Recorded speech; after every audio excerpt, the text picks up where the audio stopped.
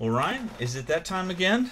I believe it is that time again, my friend. Time for another episode of Beckner and Lipscomb at the Movies. Now, we've got some feedback from people who've actually watched 1 through 9 of these, and they've accused us of monkeying around at times. I see where this is going. I see where this is going. But we've put a lot of work into this one, and I really think this is going to be the king of our movie reviews. Do you have any more? Any more jokes? No. Do you think people know where we're going with this? Well, I mean, maybe there wasn't too much that gave it away right there, but I mean, okay. I know what you're doing here, and you don't have any more. Well, he's big, he's strong, he's gonna get the box office on. Oh Lord. Oh Lord. Should we edit that out? I'm just at a loss for words right now, really. That's right. It's King Kong, Skull Island, 2017. And today we're also gonna have a look at some of the other previous King Kong films as well, to kind of tie in a little bit more to what this film is in 2017. True. We're gonna go back in time. We're gonna go back to 1933, 1976, and 2004. Actually, 2005. But as you know, it's that time. It's time to dim the lights, fire up the camera, roll trailer. These are photos of an island in the South Pacific. The place where myth and science meet. We use explosives to shake the earth, helping us to map the surface of the island. You're dropping bombs. Scientific instruments. Is that a monkey?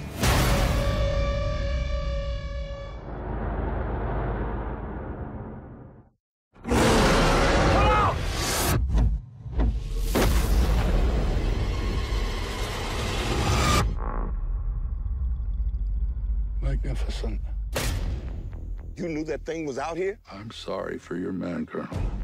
But if you want to make their sacrifice worthwhile, get us home with proof. Monsters exist. Whoa. Your friend there can put that down. What the hell is this place? That's Kong. He's king around here. Kong's a pretty good king. Keeps to himself mostly. But you don't go into someone's house and start dropping bombs unless you're picking a fight. Kong's God on the island, but the devils live below us. And what are they called? I call them skull crawlers. Why? I never said that name out loud before. It sounds stupid now that I say. Just, you call them whatever you want.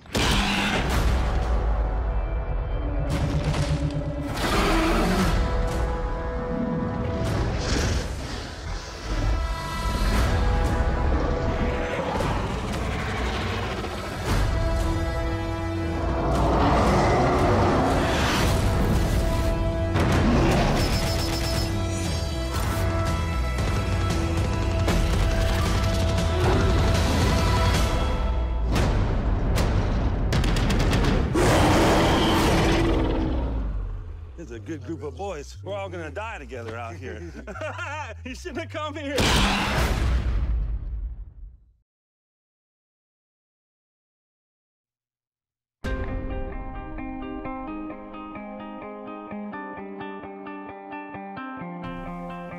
Cinema. It is the greatest, most challenging frontier in all of the arts.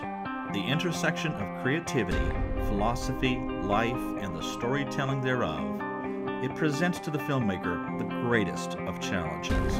A failure in any of these contexts means a failure in the film. But with the perfect execution of all, you have a timeless masterpiece.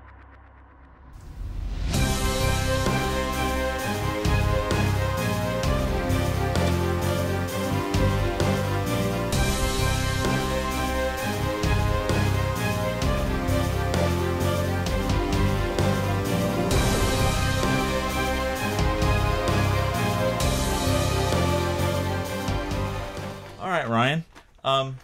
In in watching this movie, I enjoyed it. I think it's a good film. But what I'm always concerned about in situations like this is that people don't appreciate the history, especially the newer generations like yourself, your prototypical millennial, may not appreciate the depth of history with this character. And what's interesting to me is there is a history, and there's a history and a story behind almost all classic Hollywood monsters. King Kong not excluded. For instance, like to diverge just a moment. A lot of people don't. The only mummy that they know of was the Brendan Fraser trilogy. We have a new movie coming out with that, starring. I almost said Tom Hanks. Yeah, wouldn't that be an interesting film? Scientology guy. Forrest Gump versus the Mummy. Yeah. Tom Cruise is Tom Cruise. With Tom Cruise, and probably will be garbage. It might not be. But people don't appreciate that there's a long history of movies behind that, like 1933. Even more so, they don't appreciate the how some of those came to be. Like, again, this is diverging a little bit, but The Mummy was in 1933, if I remember correctly, and that was what, your third birthday? Yeah. Okay. Back when I was hiking to school in snow uphill, right, both ways through 3 feet of snow. Okay. It was only 10 years prior to that King Tut's tomb had been discovered, and the famous curse had been written about because of the illness that befell several people who actually were part of the party that opened up with I believe it was Lord Carter, who opened up and discovered that tomb. Like several of the people fell ill and died, and it was whether it was exaggerated, it sold a lot of copy. Right, and so it was part of the public imagination, and that was when they came up with the idea to do the original movie, the Mummy, which then has spawned this whole enterprise. So to go back to that same time frame, 1933 was the year of the first Kong movie. Now, what is really fascinating about this film is if you look at each of these films we will talk about, each represents a time frame in Hollywood in terms of their technical ability. Right, yep. Okay? Mm-hmm. Not so much per se, I believe, between 2004 and 2017. 2005, 2017, yeah. Yeah. There's not an appreciable difference. I don't know if, I'm sure on some level you could say there's better effects, but I really don't know. Yeah, I mean, unless you're some sort of like CGI guru, you're not really going to be able to tell the massive. I mean, the effects are better in 15 for sure. Sure. I mean, it's better, it's higher quality. Right. But I mean, there's nothing that's like, it's not as momentous of a gap as 33 to 2005, Right. 33 was stop motion. They almost like Gumby, really. They had a like this, and the 1976 they actually spent $2 million building a robot. Now they also built a mechanical hand, and there's a famous story of that thing where it began to leak and literally soaked everybody in hydraulic fluid. Oh wow! But the actual robot itself was did not actually wind up being in the film itself very much. They said it was only 15 seconds, and it was in the stadium scene that you actually see the robot that they built. So it didn't, because of glitches and a lot of cost overruns, it didn't really factor in as much. Whereas the modern ones, the 2005 and 2017, are all CGI. Right. Yeah. But again, we I mentioned the Mummy. Where did that story come from? It actually came from the imagination of an individual. His name was Edgar Wallace, and Edgar Wallace was sort of like the Stephen King of our age. He was a very prolific writer. He wrote a lot of adventure stories, whereas King may write horror. He wrote adventure, and I think it was by 1938. One of his books, The Crimson Circle, had sold 500,000, which was a blockbuster. Right, back in the day. Back in the day. For sure, yeah. one of his first stories was in 1905, The Four Just Men. He started off as a war correspondent, was in the Congo, I think, and was actually in a situation once where the boat he was in, there were some cannibals that were after him and his crew, and the boat capsized that had the cannibals and actually drowned. And it's interesting, you think in all of these movies you have these savages written by a man, at least in the original story, who actually experienced that sort of thing. Right, yeah. Which I thought was interesting. He accepted the contract to write that script in 1931. The film was done in 1933, but he actually came down with pneumonia in 1932 and passed away at age 56, never seeing his greatest achievement hit the screen. And when I say greatest achievement, they consider Rotten Tomatoes did you know this? They consider that 1933 version of Hong Kong the greatest horror film of all time. Interesting. No, I didn't know that. And I would have thought it was Kevin the Dr. Caligari. That's regarded as the first, I think. The first true. It's in the top 10 of highest rated, and I know King Kong's not. Number 20. Rated as number 20 of the greatest films ever made. Wow. So you owe it to yourself to actually go back and watch the 1933. We're gonna give good grades, I feel, on 2017, but of all the films we talk about, you should definitely watch the 1933. It features another, to me, and again, another aspect of these films is to watch, with the exclusion of 2017, watch all of this, pretty much the same characters in each story. And right. Now, again, 1976 does vary also. The two that are most similar are 2005 and 33. Right, yeah. I think it was almost the exact same story. Almost the exact same story in the exact same way. Now, another interesting aspect of the 1933, and again, this is a great film, is the girl. It's interesting to go through and see all the different characters in each film. Right. That's where I was going. It's interesting to see all the characters in all of these films across the board. Now, 2017 is somewhat different. Right. And yeah. 1976 also takes some liberty, but 2005 and 33 are the closest. But to me, one of the most interesting characters is actually the girl, and she was played in 1933 by Vina Fay Ray, or Fay Ray. She's regarded as one of, you know what they called her? Scream Queen. The Scream Queen. Right. You know, there's proverbial little girl scream. You know, but yeah. I do think it's fascinating on some level to see all the different screams in these films. Right. Yeah. So, yeah. Who do you think was the best screamer? I'm gonna have to probably agree with the same as you. I mean, to go back and watch 33 now, it seems almost like laughable in a sense. Yeah, it's almost a little silly. Yeah, I mean, 2005, had the most. I mean, of course, 2017 didn't really have that, but 2005 definitely, it was powerful in the 2005 version. So. All right, I definitely think that Naomi Watts 2005. really lit up the screen. And I have to be honest with you, I think she's an amazing actor. I probably have a crush on her. She's that 2005. Now, there was some good acting in 2017. But I actually do think, in terms of drama, I think 2005 actually has more quality. Well, yeah, I mean, I think that 2005 and 2017, of course, we'll get into this a little bit later, are entirely different films completely. Exactly. The 2017 is more of an adventure, like a Transformers kind of thing. Yeah, it's an entertainment value movie, entertainment value. Yeah, it's an entertainment value film, whereas 2005 and the previous comics have all been much more about an authentic story. Right, it's much more drama, and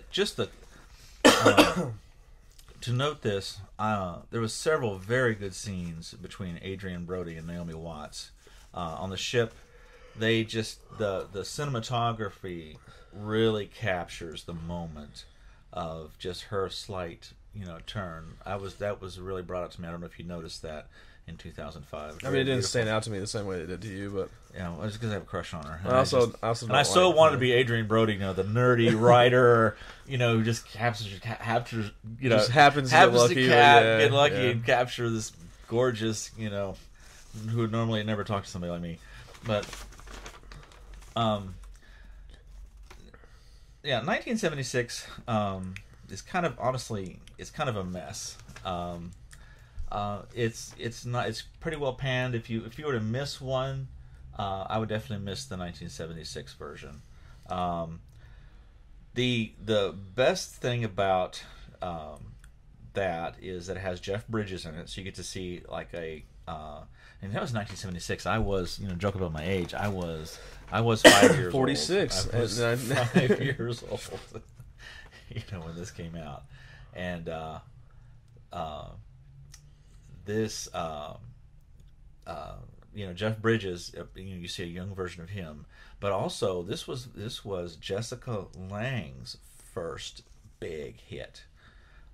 She was kind of picked out by Dino De Laurentiis to star in this, and from what I read on the wiki entry, it was so bad. She did such a terrible job. She was so panned she couldn't act for like 3 more years. She had to get another big break to get into it. And wow. And if you watch 76, you kind of understand. You sort of wonder if she wasn't just picked because she was, quite frankly, kind of hot. Now, if you really want to mess with yourself, watch 76 and then go watch, was it season 1 of American Horror Story where she plays that crazy old... gosh, yeah. Just watch that and that'll make your mind go, whoop, that'll trip you out.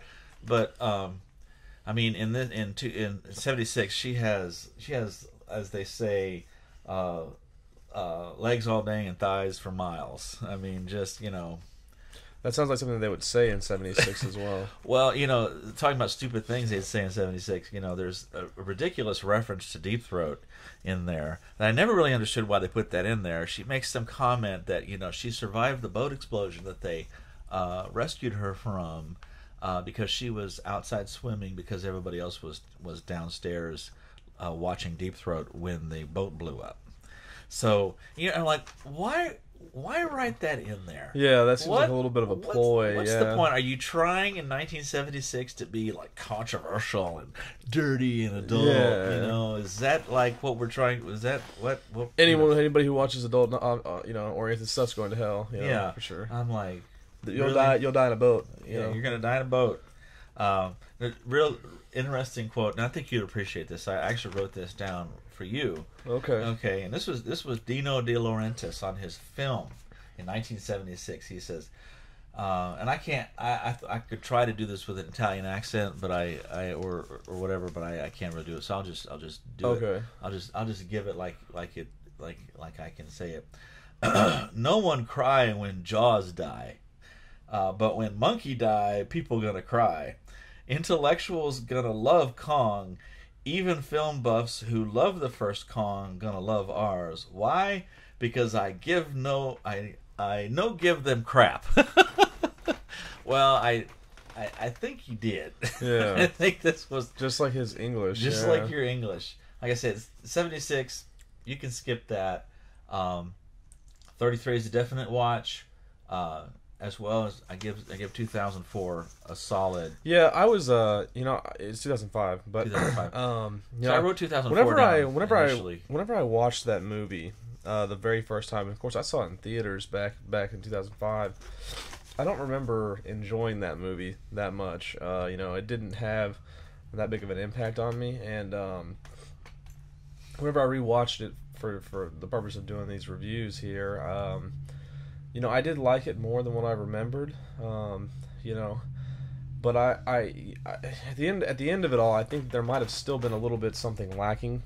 It's a really good movie, but for it, I don't want to get too far ahead of myself here, but I think the pinnacle for a film like that, or a reboot like that, of something that is that strong, is for it to have a super lasting impression like the first one, which is very rare to happen in the first place, but that's the pinnacle of potential, if you will.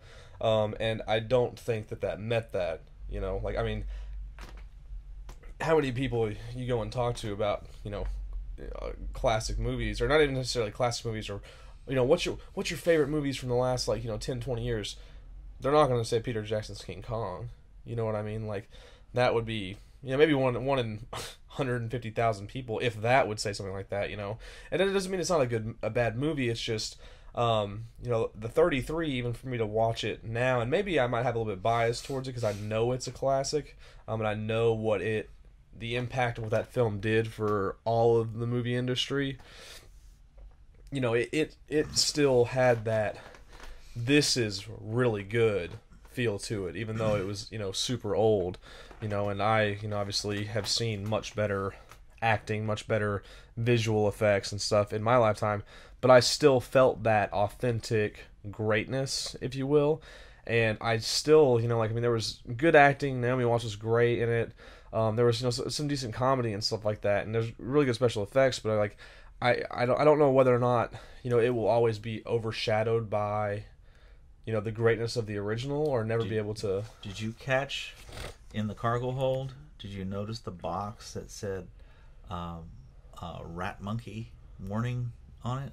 Oh no, I didn't. Oh, which would be the reference to oh my goodness, that's pretty cool. Yeah, that's a pretty cool little tidbit there, though. That's for those of you who have no idea what that is. That would be for what would be Peter Jackson's first film, Dead Alive. Yeah. Wow, that's pretty cool. That's killing people with a lawnmower. Yeah, that's pretty cool that he included that in there. I like stuff like that. But yeah, I don't know. I mean, it was really good. It was a really good movie. But I wouldn't consider 2005 to be a classic by any standard. Well, here's an interesting tidbit, and I came across this during research. An interesting fact about '76 is that when Laurentiis went to, I think it was RGO, who was the copyright holders.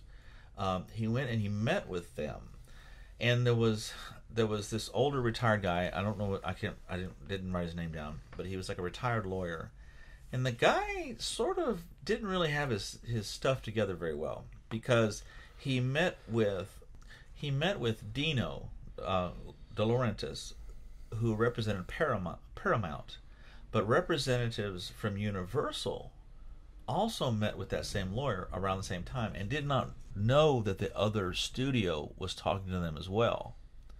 And each studio basically left the meeting thinking that they had it wrapped up, that they had permission to go with it. So these two rival studios started writing scripts for the story. Okay? Well, when they found out about it, they were both really angry, and there was actually a huge lawsuit. And I think it wound up being resolved that Universal agreed not to do the movie if Laurentiis would pay them like a percentage of the profits or something that. They wouldn't pursue theirs, and or something like that. And so his eventual product of that was the 1976. Well, 2005 is Universal. So they waited until 2005 to do that. And I have to wonder if somewhere back in their minds there was a memory of that incident, and they said, they looked at 76 and they said, we want to do something better. I think that's why they set the bar really high. I think that's why they waited, because they realized the problems that they had with the mechanical monkey. And they wanted to wait till they could do the special effects. Like it was said when Peter Jackson did Lord of the Rings that this movie could never have been done up to that point, because the technology was just not there to capture Tolkien's pen, in visual form. But I do think that's part of what's going on behind that, because I think that's also why Universal in 2005 with Peter Jackson chose to follow the story so closely to the 1933. Right, yeah. Because they saw how the other one went off track and just didn't do very well. Like, in both cases it's an actress. Right. Yeah. Who's found by this, wannabe kind of washed up director. Right. Yeah. To film this jungle movie, and the result is that they try to film this, but and wind up taking Kong back to New York. 1933 climbs the Empire State Building. 1976 climbs. Do you know? No. World Trade Center. World Trade Center. Remember that? Okay.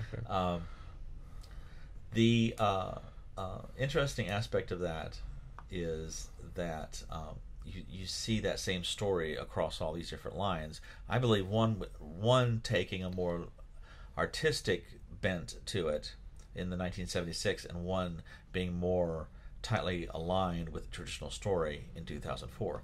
Now that brings us to 2017, which is not really focusing on the drama. It's more action adventure, Transformers, Samuel Jackson, in there in the mix. Of course, he's always well. been Now in we want to give you guys a little bit of information that we've received. If you guys don't already know this, there's a reason that this film is like this, though. There is something on the horizon for not only Kong but also Godzilla. There is a monsterverse being created. It just seems like there's a bunch of verses being created out there. M. Night Shyamalan has his superhero universe, monsterverse here now. But there are plans in the works for there to be King Kong versus Godzilla. And I think that there are, obviously, if they're creating a verse, if you will, a universe for this, there's going to be other creatures. I don't know. We've not really heard any information about whether that would be other creatures from, per se. I mean, Godzilla has a pretty vast array of classic monsters that he has fought against, Mothra, etc. Godzilla 2014 was the first film.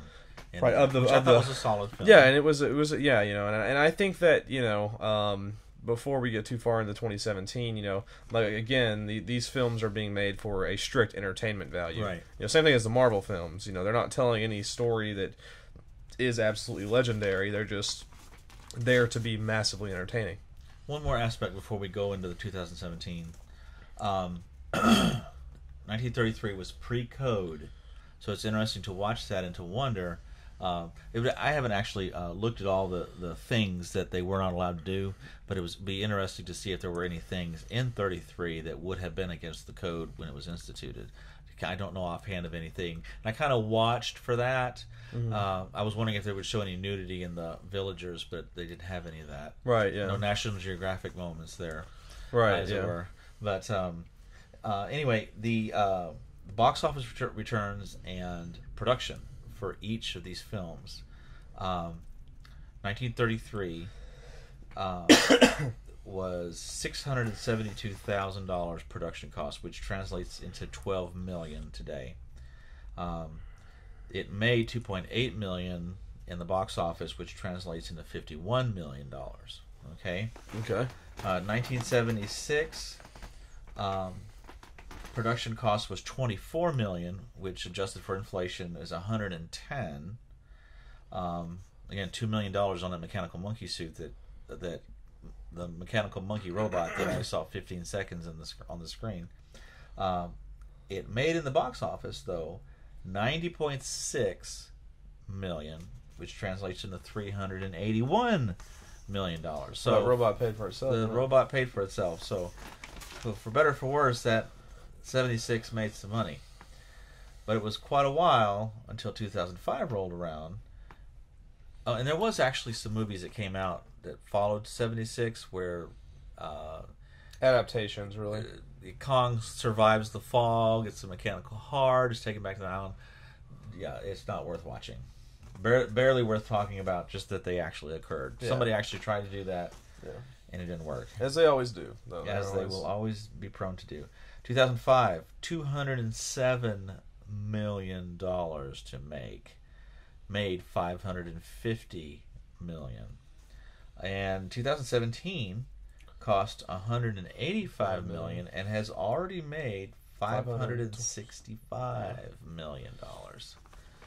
So interesting returns. But to get into the core movie that spawned our review here, 2017 Skull Island. 2017 Skull Island. You look like you were struggling there for a second. Well, I was gonna say spawned, because it's the essence of this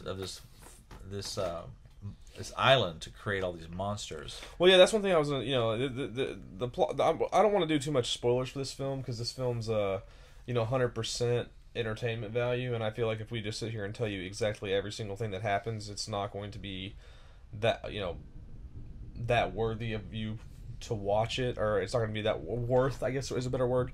Yeah. It's not going to be worth your time to watch it if you just know everything that's going to happen, because the entertainment is all that this movie is there for you. But and typically I don't really like films like that. I'm not a fan of the Marvel films. I'm not a fan of the Transformer films. But there's something about this. Maybe it's just because they're like monsters that creates a little bit of an interest for me. I did see Godzilla, even though I was really skeptical about that. It was pretty solid. And this film, I think this film is better than Godzilla. There were some things in here that really surprised me that I sort of heard rumors about before the film actually came out. This film has a little bit of a Jurassic Park feel, in my opinion. Yeah. Of course, it's on an island, and it's a secluded island, and it's not been inhabited by humans, or civilized humans, or whatever. So you have the scientists going there, and the classic sort of Jurassic Park scenario or whatever. But actually, on the island, Kong was not the only monster there. There were several other creatures on the island, and I thought they did an extremely good job with all those. There's a giant squid, there's a stick monster, if you will, I guess you would call it that. There's some dinosaur-like creatures, and then the skull crawlers. But yeah, it was a new, unique approach. It was fresh. It was innovative. An idea that hadn't been done before. It creates a lot of potential for the MonsterVerse. And I think that it might have been a little bit of an experiment for them in a way. Let's see what we can do with these special effects. Let's see what we can what we can accomplish. Let's see what we can create with success. And I think they did a pretty good job with that. I was entertained by this movie. I think it did its job.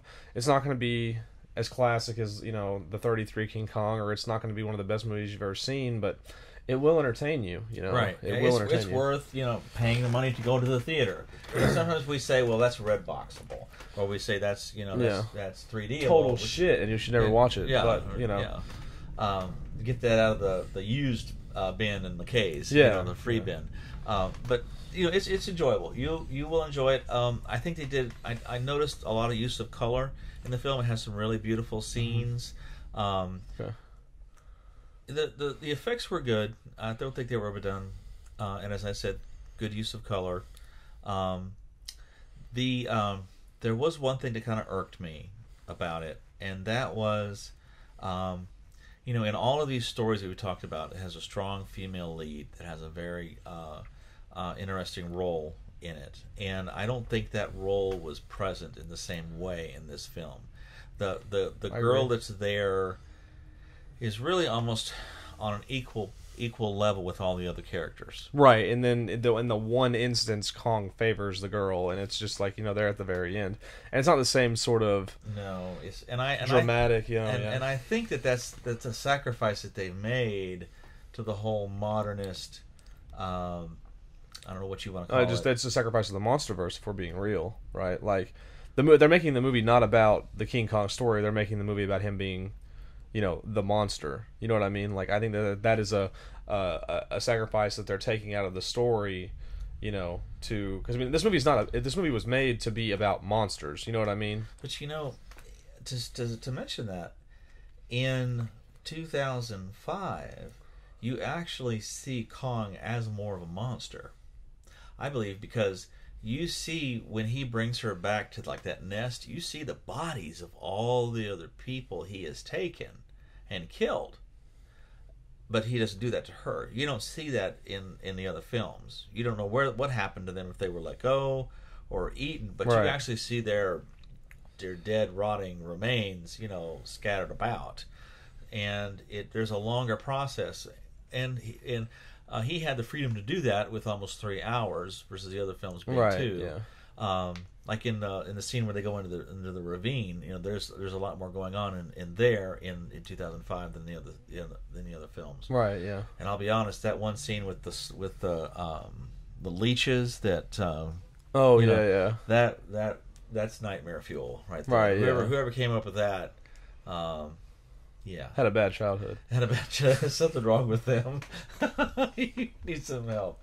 But that was more horrific, I think, bordering on more horrific than the fantastical. But to go back, there's more of a monster quality to Kong, I believe, in 2005 than there is in 2014. Because in 2005, the girl actually uses her skills as a cabaret dancer to actually entertain him and to bring him out of his shell and to humanize with him and to engage Kong, which I thought was an interesting trick. But all of that dynamic, that dichotomy of the fragile girl and the monster, is completely lost in 2017. I think I can say that without giving. Oh yeah, I completely agree. And I think. But I think that if they had that sort of relationship in that film as well, though, it would have took away from what they're trying to do with the movie. I think they could have preserved it, but I think it's maybe it was just. What would be the point, though? But maybe it's a simplification of the plot. The reason that they were there. Well, yeah, but I mean, like, for what the company is trying to do with these monster films, like, knowing that is the ultimate motive now, is these Godzilla versus Mechagodzilla versus King Kong. Like, what's her role going to be in that? It just irked me. I think you're just holding on to the. I think you're holding on to the past. It irked me because, I think it's a tilt towards the modern social justice warrior. Because, I do agree. Because that's what that chick is. I'm just playing the anti-argument of what you're saying right now. Like, I think that it takes away from the legacy of King Kong. I think it takes away from the story, the value, and what everything that movie. I mean, as important as the giant monkey is to what King Kong is, the relationship with him and the girl is equally important. And unfortunately, we're in a scenario where, this could have been a movie about a giant monkey and it not been called King Kong. You know what I'm saying? Like, it could have been, like that. I know that sounds weird, but all I can think of when she says, "Yes, I'm a combat photographer, and I'm against the Vietnam War. I'm fighting against the injustice." And I just want to say, well, what a strong female archetype you are. Yeah. I was like, was it? Did you really have to go that far out of the genre or of the story or the canon to do that? I don't think that had to be reimagined. I think that was. But that's my biggest irk on that. Everything else. Well, let me ask you this though. There was one other thing that irked me, and that was where's all the ash coming from? I see no volcano. Suddenly they can't see their hand in front of their face because all this ash is falling. I said, I don't see Mount St. Helens erupting. But again, maybe it was a deleted scene. Maybe when you get the Blu-ray collector's edition, they'll have the extended cut, and you'll see the volcano erupt. And well, what about let me ask you this though. Even if they, I'm trying to twist you a little bit here. Okay. Where would that classic female role of King Kong fit into this film though? You have all these hardened combat veterans in this film, and then we have just cabaret dancer Monica over here amongst that for no reason. Well, that's what I'm saying is that for sake of the plot, that they already changed it so much. Yeah. That there may have been no plausible way to work her in terms of that. And I'm sure someone is saying, well, you should just be grateful that she's there. But, of course she would be there. It's an action. You have to have the feminine aspect. I guess we should be grateful that they just didn't have sex on screen, if they want to, really sex it up, and that's, again, that's one of my, pet peeves. Again, to diverge just a little bit, one of my favorite stories is called The Alienist by Caleb Carr. That has been stuck in development limbo for at least the last decade. And you know why? Because the story, as Caleb Carr wrote it, doesn't have a sex scene in it. And everybody who gets their hands on the script, they want to write one in. And Caleb Carr has said, no. So again, I should be grateful on some level that they didn't sex it up that way. That we can at least have, with the social justice warrior who's against the Vietnam War and is going to stop it with my camera, I guess I should just settle for that, right? Right. Yeah. I mean, so what you're saying at its core is, sex on camera should stay in porn. That's what we're. That's the end of the day. Erotic cinematography. But no, yeah, I mean, I think if there was a sex scene in this movie, though, it would have taken away from what they're trying to do as well, in my opinion. At the end of the day, this movie was 100% to prepare you for monster fighting in the future. That they're giving you a sample of what I imagine. There's going to be a pinnacle here at some point where we're going to have Godzilla versus the Royal Rumble of all these different monsters or whatever. At some point. I don't know how they're going to be able to do that. But yeah, but I mean I don't know how they're going to do it either. I mean, Godzilla worked, and Kong worked. Right. Like I said, I'm acting as a critic. These are the things that I'm criticizing because they irked me. Still a solid film. It's still a good film. I walked out having enjoyed it. That said,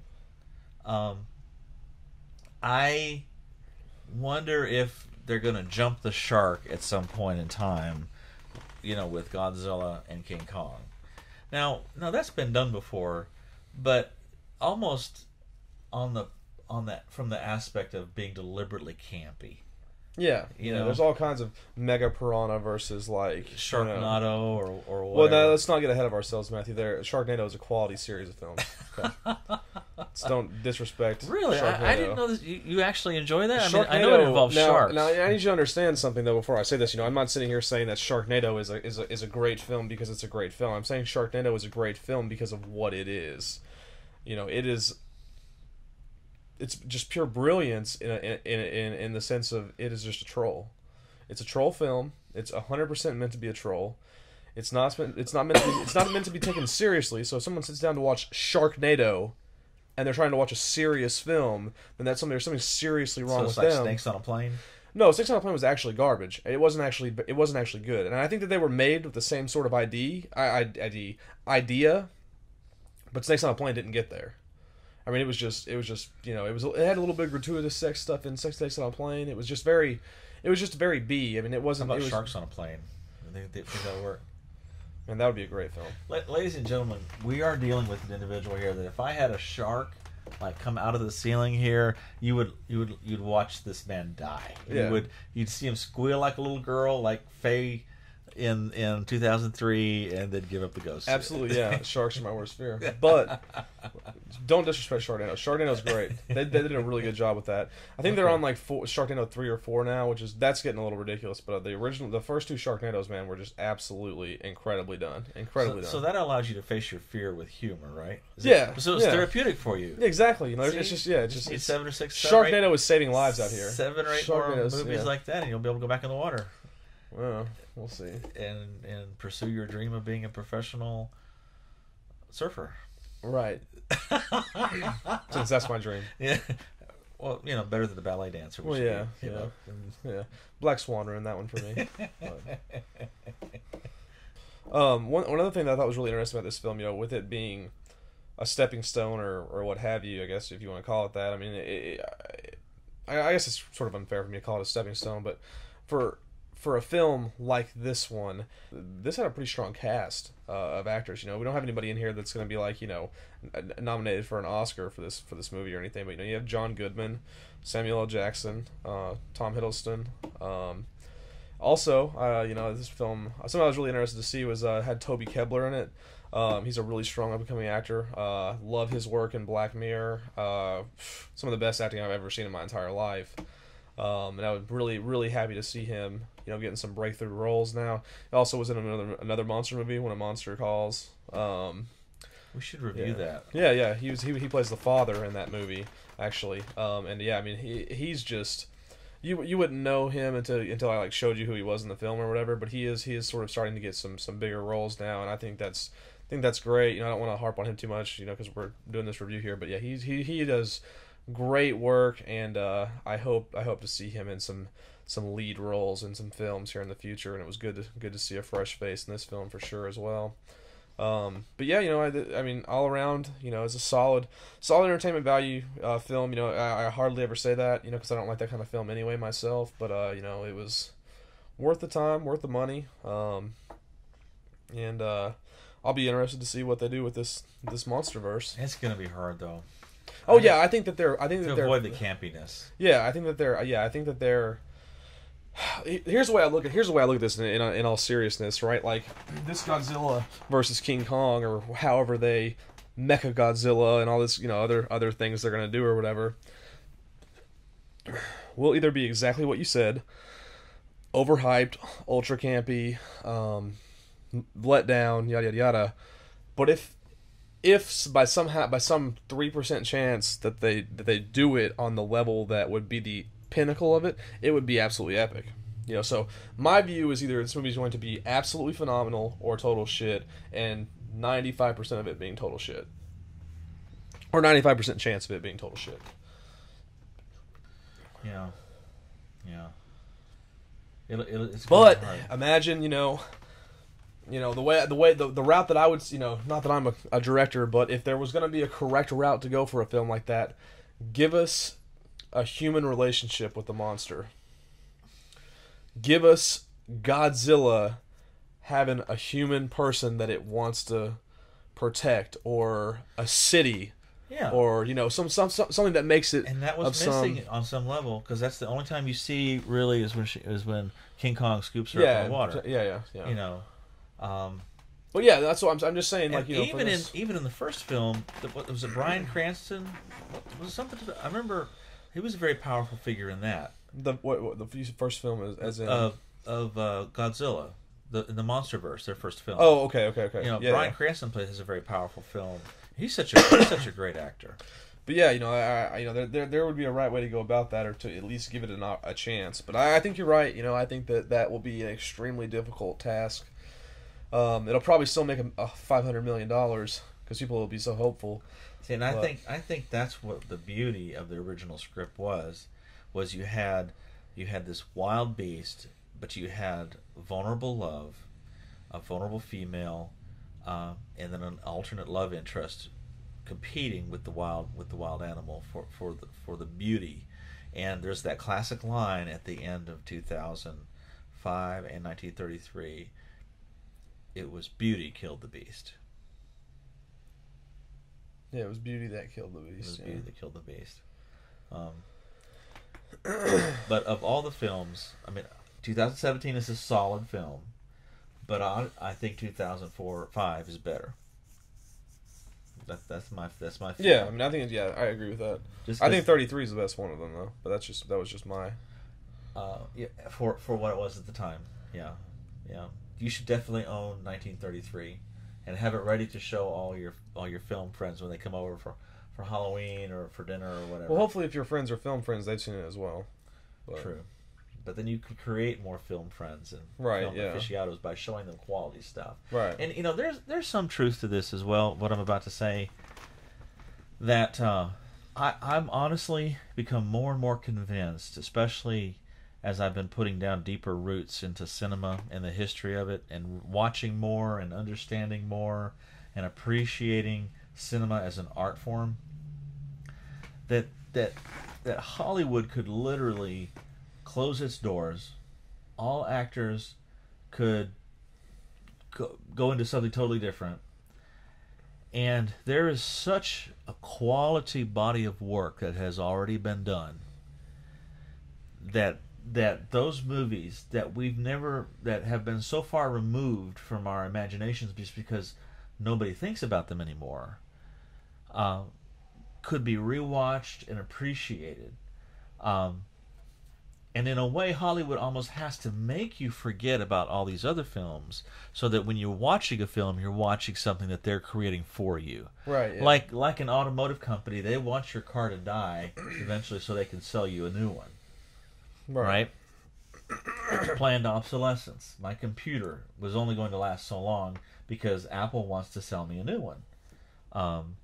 So I'm grateful that I've got 5 years out of the one I've got. I might get 1 or 2 more years out of it. 7 would be phenomenal for a computer. But the same is true with movies. They always want to be producing more. But the honest truth is, if they just stopped, there's such a body of work that's there that if you really love movies and you're just not into just being mindlessly entertained, you could spend the rest of your life enjoying a good film once a week, and you would never run out. You could watch a movie a day, and you'd never run out. You would never run out of quality film to watch. And we may start to try to do some of the older classics that maybe nobody has really readily heard of, that we could maybe bring up and for recommendations. Just an idea, maybe. Possibly. If you think that's a good idea, let us know. To date, that I know of, 2017 has not been nominated for any awards. And it won't be, though. It's not the kind of movie that, it's not the kind of movie that merits award. Like I said, it's an entertainment value. That's what that movie is. So. 2005 had 3 Academy Awards. Interestingly enough, Best Sound Editing. Yeah, Best Original Best Sound Mixing, which I'm kind of curious what the difference of those two are. And Best Visual Effects. Now, is it the winner of all 3 of those? Yes. Okay. If you're interested in reading more about Edgar Wallace, there's a book called Stranger Than Fiction: The Life of Edgar Wallace by Neil Clark. It tells his story. He would be a fascinating character to learn more about. And the original Scream Queen, Fay Wray, 57 years in the movie business. Wow. She died at age 96 in 2004 and had actually been asked to be a part of 2005. But she declined because she felt like 1933 was the master, and she didn't want to mess with it, understandably. And she has an autobiography. You'd never guess the name of it. It's called On the Other Hand. Wow. A life story by Fay Wray. Oh, interesting. One of the original Scream Queens. So you want to venture a scream for us? No, I don't. I don't have anything for you. You don't think you could do a little girl scream? I could not do it. No, you couldn't. All I have is just just this big burly man voice. So you can't do like, okay, could you do a big burly man, like you're walking out of work and you look up and there's this great big monkey, and it's like the last thing you're ever gonna see. Because there's some pretty hokey screaming in a lot of these films. You're not going to get a scream out of me. It's not going to happen. It's not going to happen. I appreciate the depths of effort that you're going to get it, to lure it out of me, but it's not going to happen. It's not going to happen here. Well, my voice is pretty trashed already, so I don't know if it would be wise for me to attempt that.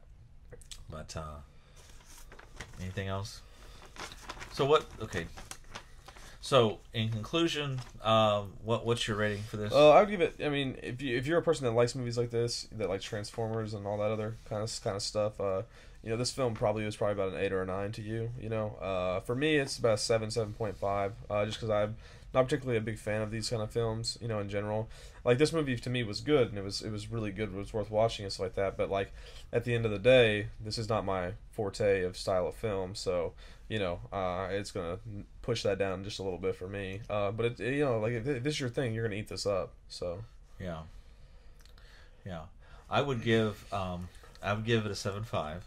I would give 2005. I'd give that an 8. Of course, we call 33 a 9. Yeah, or higher. Yeah. And 76. A 76 out of 1,000. 4. 4. Yeah. Interesting historical notes just to see actors as they were then and they are now. And I promise you, man, when I saw that as a kid, I remember a scene of King Kong stepping on one of those guys, and that the foot goes up and all you see is like this crumpled suit on the ground. I promise you, I remember seeing that, but I watched the film, and I didn't see it anywhere. I didn't see that anywhere, and I was waiting for that because I was like, I remember this when I was a kid, right? And I didn't see it. You sure you didn't see one of them other trash knockoffs? it's possible. Yeah, it's possible.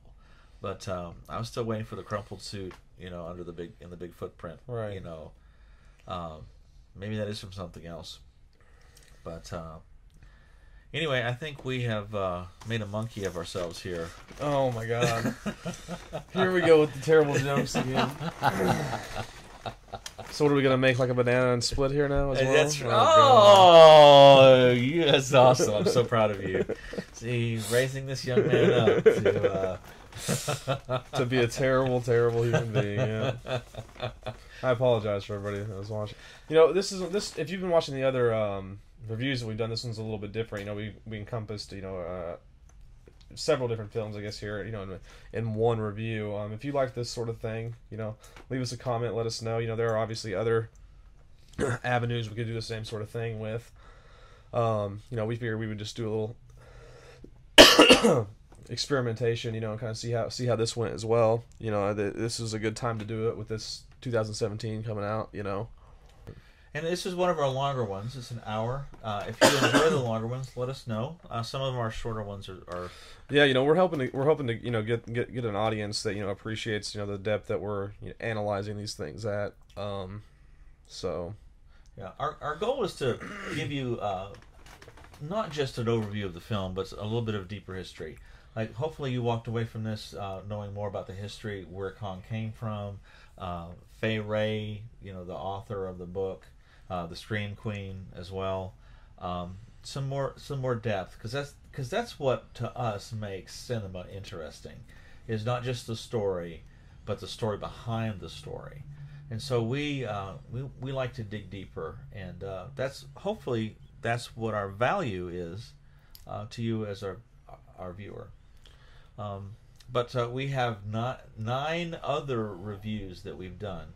We may do a recap reel, right, where we go through and talk about those. But our next up will be The Accountant. Hopefully, yeah, The Accountant. We also have Aliens possibly on the horizon here, with that film popping off in the box offices right now, doing some numbers right now. Yeah. I heard some good things about it too, so hopefully, that's obviously another monster film reboot. Hopefully it does well. Yeah. So we are very grateful that you've taken your time to watch this monkey business. Oh my! And okay, what's another one that I could use besides monkey business? We're gonna swing on out of here. Oh my God! Yeah, I guess. Yeah. So we're very grateful that you swung by. Okay. Reboot goodness. here. So we're... I'm just... You're killing it right now. You're killing them. You're slaying them. Would you freak if I just pulled a banana out right here and start peeling it? Or just a gorilla mask. Just put a... Oh God. Okay, here we go. All right, I'm ready. All right. So we're very grateful that you were able to join us for this episode, and many more to come. And follow us on Instagram, Twitter, Facebook, and subscribe to our YouTube if you like our stuff. Subscribe to the YouTube. Yeah. That's where everything's the most current, at least at this point. Right. Yeah. In time, and contact us. Let us know what you think. We are open to suggestions. Because, like I said, we're just getting started, and we've got a lot of things to do, and we're really excited about it. But we're very grateful that you were able to join us. Thank you so much.